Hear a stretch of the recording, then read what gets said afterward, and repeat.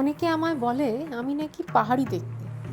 এমনকি ভোটার লাইনের পুলিশ কর্মী বা দিল্লি এয়ারপোর্টের যে কর্তব্যরত সিকিউরিটি পার্সন একবার দেখা হয়েছিল, সেও আমায় একবার চেক করতে করতে জিজ্ঞেস করেছিলেন যে আপনি নর্থ ইস্টের ঠিক কোন জায়গা থেকে এসেছেন। আমি নর্থ ইস্টের নই, আমি ইস্টের, বা আমি নর্থের, বা আমি সাউথের, ওয়েস্টের, যে কোনো জায়গার। কারণ আমি যেখান থেকেই হই না কেন, এই সব জায়গাগুলোই আমার খুব প্রিয়। এই সব জায়গাগুলোর কাছে আমি পৌঁছতে চাই। তাই আমার চেহারার জিওগ্রাফি যাই হোক না কেন, আমি মানসিকভাবে কিন্তু ইউনিভার্সাল হতে চাই। আমি চাই আমার পায়ের তলায় থাক সর্ষে আর কাঁধে শুধু ব্যাকপ্যাক। তবে পরমহংসদেব আমাদের যেমন বলে গেছেন না, যে সংসারে থাক, উনি উপদেশ দিয়েছেন যে সংসারে থাক পাকাল মাছের মতো। মানে মানে এই যে পাকাল মাছ কাদায় থাকে কিন্তু গায়ে কাদা লাগে না, মানে যখন তখন কাদা ছেড়ে পাকাল মাছ পেরিয়ে যেতে পারে। তো আমাদের পরমহংসদেব বলে গেছেন সংসারে এমনভাবে থাক যেন সংসারের এই কাদা এইসব গায়ে না লাগে।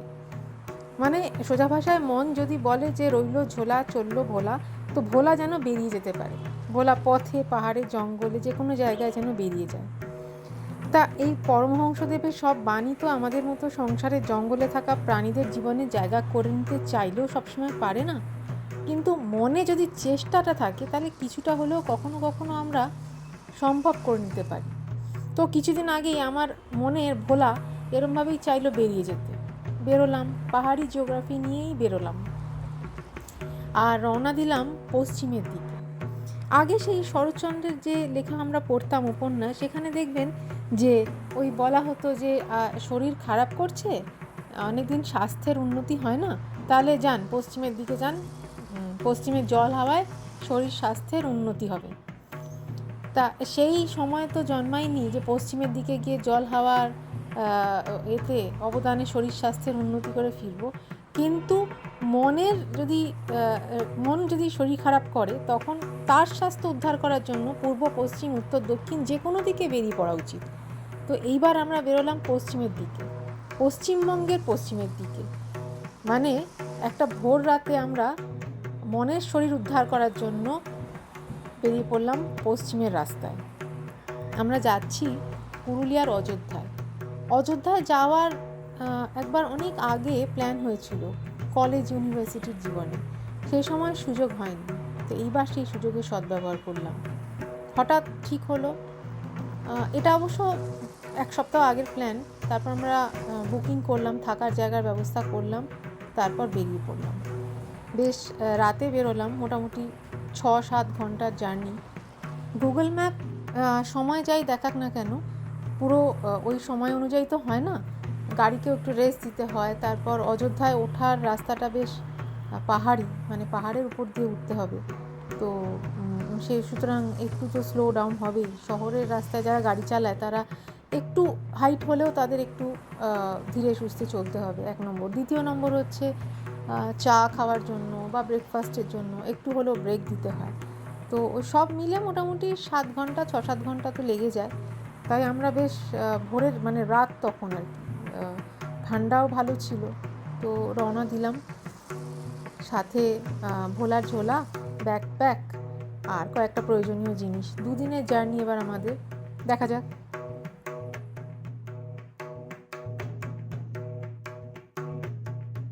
আমরা এবার ঠিক করেছিলাম যে অযোধ্যার পাহাড়ে গিয়ে যে থাকবো, সেটা একদম পাহাড়ের মাথায় একটা রিসর্ট আছে। অনেক দিন ধরেই অনেক জায়গা থেকে নাম শুনছিলাম, কুশলপল্লী, খুব সুন্দর একটা রিসর্ট। তো ওইটাই বুক করব। তো ওটা কথাবার্তা বললাম, তো ওটা খালি ছিল আর কি। কারণ শীতকালেই জেনারেলি খুব ভিড় হয় এইসব জায়গাগুলোতে। এখানে ট্যুরিস্ট বেশি যান এই সময়গুলোতে, কারণ গরমে তো পুরুলিয়া যাওয়া যায় না। তো শীতের কয়েক মাসই হচ্ছে সিজন। তো আমরা পেয়ে গেলাম রিজার্ভেশন, মানে বুকিং পেয়ে গেলাম আর কি। তো সেই সদ্ব্যবহার করলাম সুযোগের এবং পৌঁছে গেলাম 7 ঘন্টার মধ্যে কলকাতা থেকে কুশলপল্লী রিসর্টে।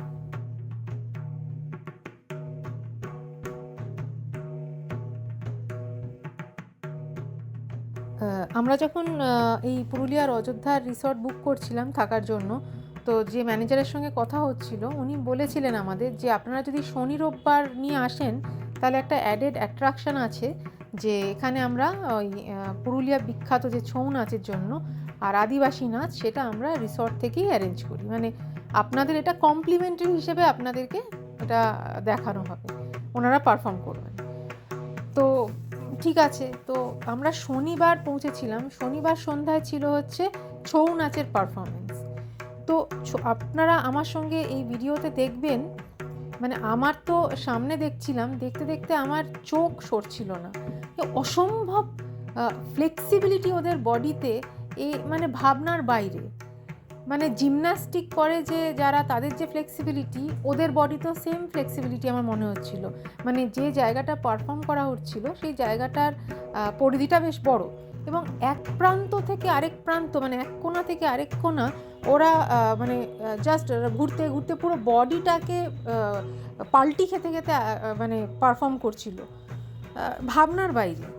তো আমরা যে পারফরমেন্সটা দেখলাম সেটা ওরা অসুর বধের পালাগান আমাদের সামনে পারফরমেন্স করছিল আর কি। তো কিছু বলার নেই, একটা অসম্ভব মায়াবী সন্ধ্যা আমাদের সামনে, মানে আইসক্রিমের মতন, মিষ্টি একটা আইসক্রিমের মতো গলে গলে পড়ছিল, আর আমরা ওটার আস্বাদন নিচ্ছিলাম সেই দিন।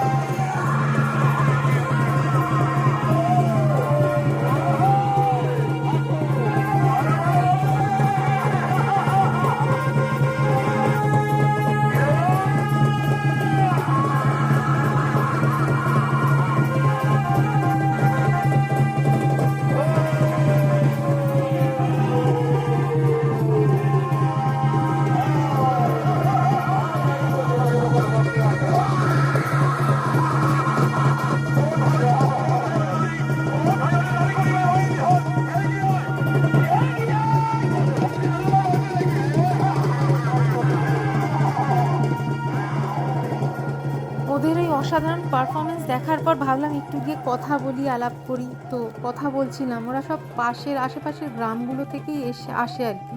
এরকম পাশের যে কাছাকাছি রিসর্টগুলো বা হোটেলগুলো থেকে ওদের সাথে মোটামুটি কথা বলা থাকে যে ওরা শনি রবিতে এসে পারফর্ম করবে।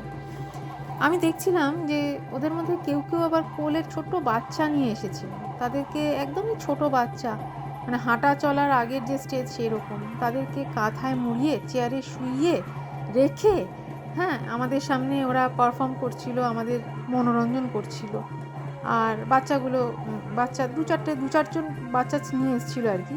তারা ওই চেয়ারে অপেক্ষা করছিল কখন তাদের মায়ের পারফরমেন্স শেষ হবে বা বাবার পারফরমেন্স শেষ হবে, তারা আবার কোলে করে ঘরে ফিরবে। ওরা আমাদের মনোরঞ্জন করছিল আর আমরা চা, কফি, স্ন্যাক্স সমস্ত রকম ব্যবস্থাকে দরজার এই পারে দাঁড় করিয়ে এনজয় করছিলাম ওদের কঠোর পরিশ্রমের একটা সন্ধ্যা। আসলেই আমার মনে হচ্ছিল যে এত সুন্দর, সাবলীল আর কঠিন একটা জিনিসকে এত সহজে আরামে পেয়ে মনটা কেমন খচখচ করছিল আমার। মানে গোলাপের মধ্যে কাঁটা থাকলে যেমন খচ করে লাগে না, ওরকম একটাই কথা মনে হচ্ছিল যে সব কিছু এত সহজলভ্য হওয়া উচিত না, একেবারেই না। আর গায়ক তো গেয়েই গেছেন কবে যে সব পেলে নষ্ট জীবন, ওই আর কি।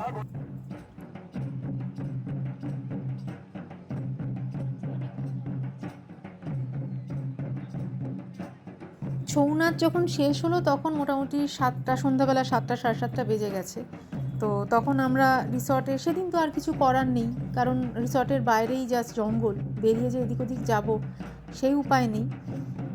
তো আমরা উঠে এলাম দোতলায়, রিসর্টের দোতলায়, যেখানে একটা জায়গায় খুব সুন্দর করে সাজিয়ে লাইভ মিউজিক পারফর্ম করছিলেন অনেকে, সেখানটায় এলাম।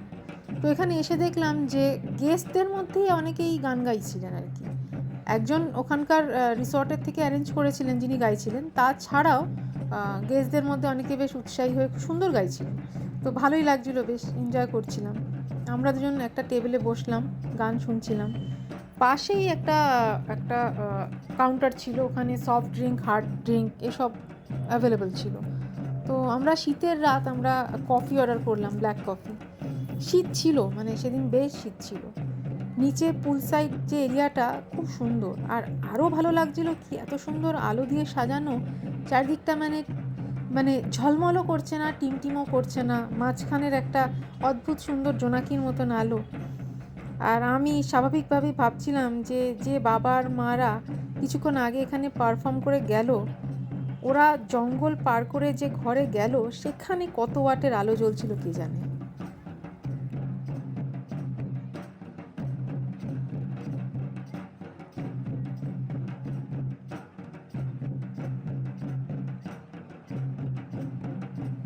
পরদিন বেশ ভোর ঘুম ভেঙে গেল। কোথাও গেলে এটা আমার অভ্যেস, শীতের জায়গা হোক, গরমের জায়গা হোক, যে কোনো জায়গায় মনে হয় যেন ঘুমিয়ে থাকলে সময় নষ্ট হচ্ছে। এখন একটুখানি ঘুমের টাইমে শরীরকে রেস্ট দেওয়ার জন্য যেটুকু ঘুম দরকার সেটুকুই দিই, তারপরে চোখ আপনি আপ খুলে যায় আর অনেক দেরিতে বন্ধ হয়। যাই হোক, শীত ছিল, বেশ ঠান্ডা ঠান্ডা ছিল। তো গরম জামা চাপিয়ে হাঁটতে বেরোলাম, রিসর্টের ভেতরটা দেখব। বিশাল এরিয়া জুড়ে রিসর্ট, মানে এ প্রান্ত থেকে ও প্রান্ত হেঁটে যেতে বহুক্ষণ টাইম লাগে, হাঁটাই সম্ভব না ইনফ্যাক্ট। তো সুন্দর। তো প্রথমেই বেরিয়ে একটু এগোতেই একটা মন্দির দেখলাম, শিব মন্দির ওটা। তো খানিকক্ষণ বসলাম ওর পাশে, আর তার পাশেই একটা খুব বিশাল বড় একটা পুকুর ছিল। পুকুর অবশ্যই, কিন্তু মানে স্যালনে সাজানো আর্টিফিশিয়াল পুকুর। হ্যাঁ, গ্রামের এদো পুকুরের ইমিটেশন এটা। তবে হ্যাঁ, এটাও ঠিক যে একটা রিসর্টকে, একটা জায়গাকে, একটা হোটেলকে সুন্দর করে রাখা বা সাজানোর যে দায়িত্ব থাকে বা মেনটেনেন্সের যে চেষ্টা থাকে, সেটা কিন্তু এখানে বেশ ভালো। তো মানে থাকতে ভালো লাগবে। আর দুদিনের একটু আয়েশ করে থাকলে কি, এই হেঁটে ঘোরা এগুলো বেশ ভালো লাগে।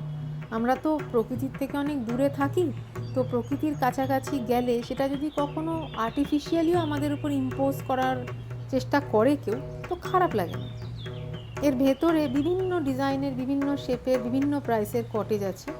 পুকুরের ওই পাশটা আমরা যখন হাঁটছি, হঠাৎ দেখি কে একজন আবার বাঁশি বাজাচ্ছে পুকুরের ধারে। তা আমি ভাবলাম এটাও কি পারফরমেন্সের ভেতরেই, যে কেউ ভোর থেকে দাঁড়িয়ে বাঁশি বাজাবে। তারপর চোখটা ওপর নিচ করে দেখলাম ওই ভোরে যে ও বাবা, ওটা ইমিটেশন, তা আবার মানুষের। এক মানুষের মূর্তি দাঁড় করিয়ে রেখেছে বাঁশি বাজানোর মতন। তাই দেখি যে মানুষ দাঁড়িয়ে আছে বাঁশি হাতে, কিন্তু আওয়াজ আসছে না কোনো। তারপর আরেকটু এগোলাম, দেখি দুটো বড় বড় হাঁস দাঁড়িয়ে, মানে গল্প করছিল বোধহয় ওরা। তো ওরা সাবধান করলো, তো তারপরও আমি খানিকটা এগোলাম, আবার সাবধান করলো, তারপরেও মানলাম না। তারপর যা হওয়ার তাই, হাঁসগুলো দৌড়ে আমাকে বিভৎস তাড়া করলো, মানে এলওসি ক্রস করলে যেরকম ধাওয়া করে না, ওরকম। তো হাঁসের ডিম খেয়েছি আগে, এবার তাড়া খেলাম, এলওসি ক্রস করলে এটাই হওয়া উচিত, তাই এটাই হয়েছে এবং খুব ভালো হলো।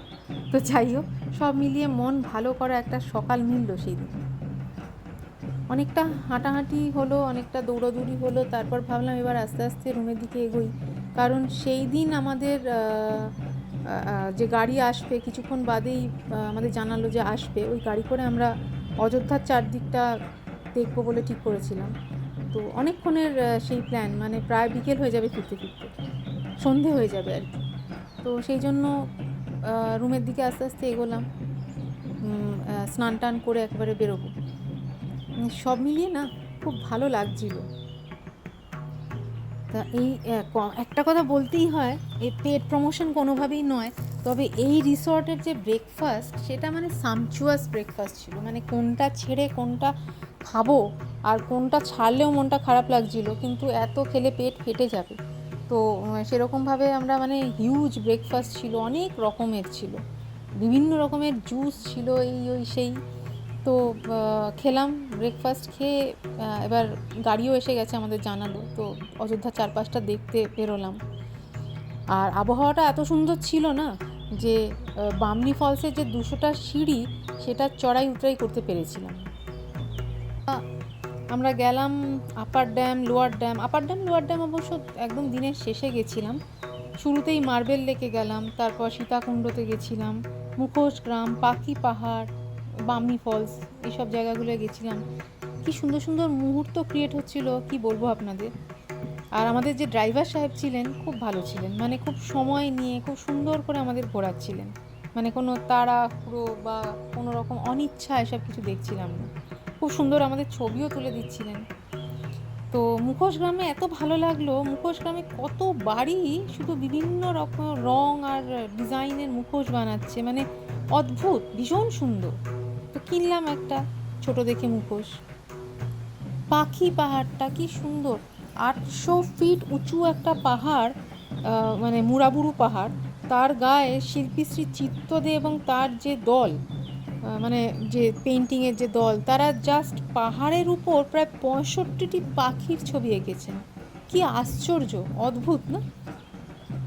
ফলসে ওঠার সময় 200টা সিঁড়ি চড়াই উতরাই, 200-র একটু কম বেশি হবে হয়তো, মানে হাঁপিয়ে গেছিলাম। তো ওখানে একটা বাচ্চা ছেলে দেখি তাল পাতা দিয়ে একটা খুব সুন্দর ফ্লাওয়ার ভাস বানিয়ে বিক্রি করছে, তাল পাতা দিয়ে ফ্লাওয়ার ভাস বানাচ্ছে। আরও কিছু ঘর সাজানোর, বাচ্চা ছেলে, 12-13 বছর বয়স। তো একটা কিনলাম ওর কাছ থেকে 100 টাকা দিয়ে একটা ফ্লাওয়ার ভাস, খুব সুন্দর তাল পাতা দিয়ে বানিয়ে দিচ্ছে সবাইকে। ওখানে একটু চা খেলাম। আর সেদিন দুপুরের লাঞ্চটা আমাদের ম্যাগির উপর দিয়ে গেছিলো। তবে পুরুলিয়া আসার আগে একটা কথা বলি, যে পুরুলিয়া আসার জন্য কিন্তু একটা পার্টিকুলার সময় আছে। সারা বছর যে জায়গাগুলো যাওয়া যায় তার মধ্যে কিন্তু পুরুলিয়া পড়ে না, কারণ পুরুলিয়ার এখানে প্রচণ্ড গরম পড়ে, আমি আগেই বললাম। এখানের যে পিক সিজন সেটা হচ্ছে অক্টোবর থেকে মার্চ। এই সময়টাই এখানে আসার জন্য বেস্ট টাইম। যত ঠান্ডার সময় থাকে তত ভালো লাগে। তো মার্চ আবার পিক সিজন হচ্ছে পলাশের ফুলের জন্য, মানে পলাশের লাল রং দেখার জন্য যদি কেউ চায় তাহলে এই মার্চ মাসে আসতে হবে। আর জুলাই থেকে অগাস্ট এই সময়টায় পুরোপুরি বৃষ্টি, গরম, ভ্যাপসা একটা ব্যাপার থাকে, তো এই সময় না আসাই ভালো। আর এখানে যে মানে টপ অ্যাট্রাকশনস যেগুলো বলা যেতে পারে আর কি, মানে মোটাভাবে, সেটা হচ্ছে অযোধ্যা পাহাড়, যেটা ট্রেকিংয়ের জন্য, সানরাইজ সানসেটের একটা অদ্ভুত সুন্দর এখান থেকে দেখা যায়, বামনি ফল বা তুর্গা ওয়াটারফল, এটা দেখার জন্য। তারপর আপনাদের মুরুগুমার ড্যাম রয়েছে, খয়রাপেটা ড্যাম রয়েছে, মাথা পাহাড়, জঙ্গল, ফরেস্ট এরিয়া যেটা বললাম মুখোশ গ্রাম, মানে যেটার অফিসিয়াল নাম হচ্ছে চারিদা গ্রাম। তো এই জায়গাগুলো, বা সাহেব বাঁধ লেক, পাখি বার্ড ওয়াচিংয়ের জন্য খুব ফেমাস। তো এইগুলোর জন্য আমরা এইগুলো ছাড়া পুরুলিয়ার আলাদা একটা আদি অকৃত্রিম আকর্ষণ রয়েছে, সেটা তো আছেই, কিন্তু একটা জায়গার যে টপ অ্যাট্রাকশন থাকে না, তো সের মধ্যে এইগুলো পড়ে। তো পুরুলিয়া আসার জন্য কলকাতা থেকে ভায়া রোড 7-8 ঘন্টা, যেটা বললাম আরামবাগ বিষ্ণুপুর রোড দিয়ে আসা যায়। আর ট্রেনে আসতে চাইলে পুরুলিয়া স্টেশনে এসে সেখান থেকে টোটো, অটো বা হোটেল থেকে যদি কেউ গাড়ি পাঠান, তো সেই ব্যবস্থা করলে সেভাবে পৌঁছে যাবে যে যার গন্তব্য। আর এমনিতে এখানে কি প্রচুর হোটেল আর রিসর্ট রয়েছে, মানে বিভিন্ন রেঞ্জ, মানে পার নাইট 500-600 টাকা থেকে শুরু করে যে যেরকম রেঞ্জে যাবে বিভিন্ন রকমের রয়েছে এখানে। প্রচুর ট্যুরিস্ট এখন আসেন, তো ফলে সেই ট্যুরিস্টদের অ্যাকোমোডেশনের জন্য কোনো যে অসুবিধা, সেটা কিন্তু এখানে কেউ পাবে না, সেটা পাওয়া যায় একটু আগে থেকে। হ্যাঁ, বুকিং করতে হবে সিজনে। সেদিন সারাদিন এদিক ওদিক ঘোরাঘুরি করে মুখোশগ্রাম ঘুরে তারপর মুখোশ কিনে আমরা সন্ধ্যাবেলায় রিসর্টে ফিরলাম, তখন 5:30 হবে এরকম। তো সেই দিন ছিল হচ্ছে পুরুলিয়ার আদিবাসী নাচ। তো আমরা ঘরে গিয়ে ফ্রেশ হয়ে আবার ওইখানে এলাম যেখানে আমরা ছৌ নাচ দেখেছিলাম আগের দিন, সেখানেই দেখলাম সবাই ভিড় করে বসে পড়েছেন। তো আদিবাসী মানুষজন আবার এসেছেন, আবার মাতলেন আমাদের শহরের লোকজনের মনে পলাশের রং আঁকতে। এবার কিন্তু পুরুলিয়ায় পলাশের রং আমরা দেখিনি, তার কারণ এই সময় তো পলাশের নয়, পলাশের সময় আরও পরে। অযোধ্যা বা পুরুলিয়ার একটা মাত্র দিককে বলা যায় একটু মাত্র দেখলাম। তো সন্ধ্যাবেলায় নাচ শুরু হলো। নাচ দেখতে দেখতে, নাচ নিয়ে তো কিছু বলার নেই, ওটাও আপনারা আমার সাথে ভিডিওতে দেখতে পাচ্ছেন। তফাতেই যে আপনারা মানে টিভির স্ক্রিনে দেখবেন বা মোবাইলের স্ক্রিনে, আর আমি চোখের স্ক্রিনে দেখেছি। তো নাচ দেখতে দেখতে না কত কি মনে হচ্ছিল, সব আমার এই ছোট্ট 25-20 মিনিটের এই ছোট্ট একটা ভিডিওতে আমি বলতে পারবো না। তো এখানে মানে কিছু এমন অনুভূতি আসছিল না, যে অনুভূতিগুলো অন্য জায়গায় অনেক সময় ফিল করিনি এর আগে। এটা হয়তো পুরুলিয়ার মাহাত্ম্য।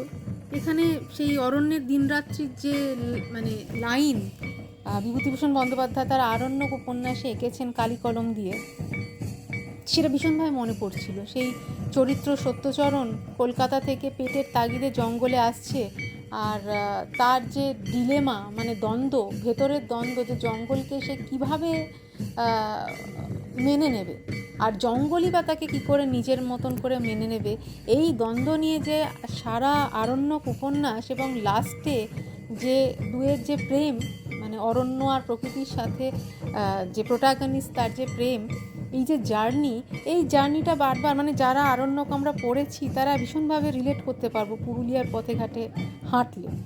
তারপর চোখের সামনে সৌমিত্র চট্টোপাধ্যায়, অপর্ণা সেন, সিমি গারেওয়াল, সমিত ভঞ্জ, এরাও সবাই জ্যান্ত হয়ে উঠছিলেন, মানে সিনেমার ওই চরিত্রগুলো আর কি।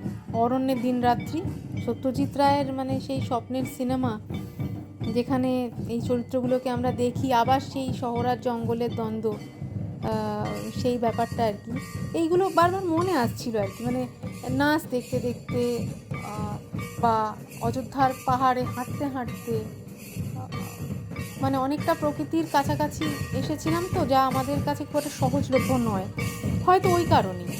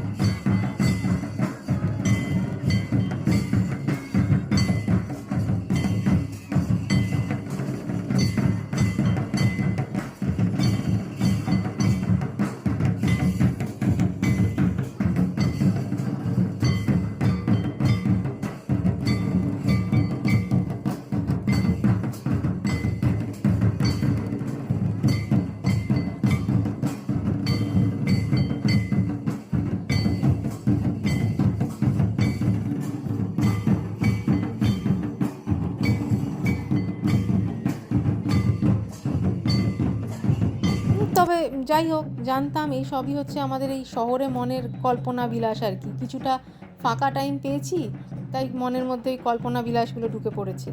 আবার এই সেই ইটকাঠের জঙ্গলেই ফিরতে হবে, সেখানে হরিও থাকবে না, দুলিও থাকবে না, আর অরণ্যের দিনরাত্রির সেই নোম্যাড মনের যে প্রোটাগনিস্ট সেও থাকবে না। তো হাঁটতে হবে আবার সেই কংক্রিটের রাস্তাতেই। আর সত্যি কথা বলতে কি, মানে এটা আমার খুব ব্যক্তিগত মত, আমার যেটা মনে হয় আর কি, যে জঙ্গলের কাছাকাছি যেতে হলে বা আদিবাসী জীবনের কাছাকাছি যেতে হলে, তাকে জানতে হলে, ফিল করতে হলে, অনুভব করতে হলে রিসর্টের এই আরাম আয়েশ ছাড়তে হবে, তাই নয় কি? মানে মোরাম বিছানো পথে হেঁটে এয়ার কন্ডিশন রুমে থেকে খুব সহজেই দারুণ দারুণ ব্রেকফাস্ট, লাঞ্চ আর ডিনার দিয়ে দিন শেষ করে পাহাড়ি মহুয়ার রূপ, রস, গন্ধ কোনোটাই কিন্তু পাওয়া যায় না। আমার তো তাই মনে হয়। তাই আমার খোঁজ তো চলবে, জার্নিও চলবে, চেষ্টা থাকবে আবার আসার, আর আরেকটু আদি অকৃত্রিমভাবে আসার, তবে যদি লবটুলিয়ার দেখা পাওয়া যায় আর আপনাদেরও দেখা করিয়ে দিতে পারি। তাহলে এইভাবে আমাদের শেষ হলো এইবারে খুব ছোট্ট একটা সফর, মানে ঝটিকা সফর যাকে বলে, হঠাৎ শুরু হঠাৎ শেষ। তো এই হঠাৎ শুরু হঠাৎ শেষ এই ছোট্ট একটা জার্নিতে আমি জানি না হয়তো কতটা দেখাতে পারলাম, কতটা সফলভাবে দেখাতে পারলাম, কতটা সুন্দর করে তুলে ধরতে পারলাম, কিন্তু চেষ্টা করেছি 100%। তো যেটা বলার সেটা হচ্ছে যে আমার এই চেষ্টায় যদি একজনেরও মনে হয় যে আমার এই যে ব্লগ, এই চ্যানেল যেখানে আমি একটা ছোট্ট ভিডিও দিয়েছি, যে একজনেরও মনে হয় যে হ্যাঁ বেশ ভালো লাগলো, বা এমন কিছু আমি এই ভিডিওটায় দিয়েছি, 1/2 ঘন্টার 25 মিনিটের ভিডিও, যেটাতে কিছু হলেও আলাদা নতুনত্ব আমি দিতে পেরেছি, তাহলেই আমার এই জার্নির সার্থকতা শুরু। এবার যেটা বিশেষভাবে আপনাদের বলার আছে যে আমার এই জার্নি একদম নতুন, একদম মানে সদ্যজাত চ্যানেল আমার এই যে ব্লু আমব্রেলা। তো এখানে আমার ঐকান্তিক প্রচেষ্টা থাকবে যে আমার যত অভিজ্ঞতা হবে সব থেকে সুন্দরভাবে সেগুলোকে গুছিয়ে যতটা হয় আপনাদের সামনে তুলে ধরার, যাতে আমার পথ চলতে গিয়ে যে ওঠা নামা পড়া সব আপনারা একসাথে আমার সাথে চলতে চলতে ওঠা নামা পড়া উপভোগ করতে পারেন, এনজয় করতে পারেন, দেখতে পারেন, এক্সপিরিয়েন্স করতে পারেন। তো এই চেষ্টাটুকু করার জন্য আমার আপনাদেরকে সহযাত্রী বানানোর বিশেষ প্রয়োজন আছে, মানে আপনারা ভার্চুয়ালি আমার সাথে সহযাত্রী হয়ে থাকবেন, এই অনুরোধ আমি আপনাদেরকে করব, যাতে আরও অনেক সুন্দর সুন্দর অভিজ্ঞতা আমি আপনাদের সামনে নিয়ে আসতে পারি। তো কারণ আমার এই একদম নবজাতক চ্যানেলের আপনাদের আশীর্বাদ ভীষণভাবে প্রয়োজন, যাতে এই চ্যানেলটা মানে চ্যানেলের মতো চ্যানেল হয়ে উঠতে পারে, আর আপনাদের ভালোবাসা সসম্মানে আপনাদেরকে আবার ফেরত দিতে পারে। তো এই উদ্দেশ্য নিয়ে আমার জার্নি শুরু। আশা করি আপনাদেরকে ভবিষ্যতে পাশে পাবো, আর অনেক অনেক সুন্দর গল্প আপনাদেরকে শোনাতে পারবো। ধন্যবাদ।